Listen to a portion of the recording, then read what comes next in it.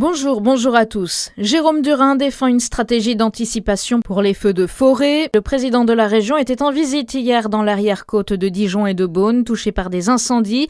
À ses côtés, le maire de Beaune, Pierre Bolz, qui souhaite une mobilisation collective pour faire face aux feux avec sensibilisation des habitants, adaptation des habitations ou encore le développement de réserves d'eau.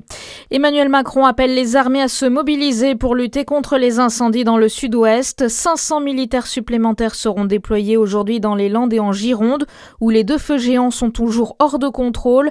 Le Premier ministre Sébastien Lecornu a convoqué hier soir une cellule interministérielle de crise.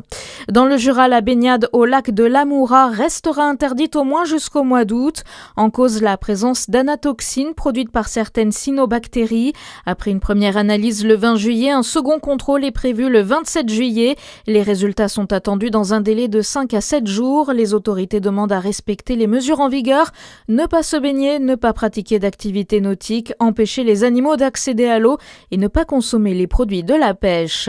De nouvelles restrictions d'eau aussi en Saône-et-Loire. Ce renforcement de mesures concerne 2 secteurs, celui de la Bourbince qui passe en crise et celui de Saille-Guyotte en alerte renforcée.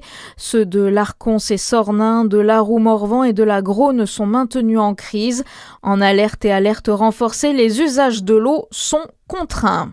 Une journée classée rouge sur toute la France en ce début de week-end de chassés-croisés. Bison Futé appelle les automobilistes à éviter la Gironde et à laisser les routes libres pour les secours.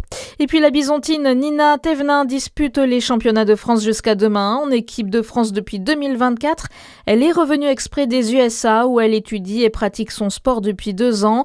Licenciée au Doubs Sud Athlétisme, elle a été disqualifiée du 100 mètres hier. Elle pourra se rattraper demain aux 200 mètres. Bonne journée sur Fréquence Plus.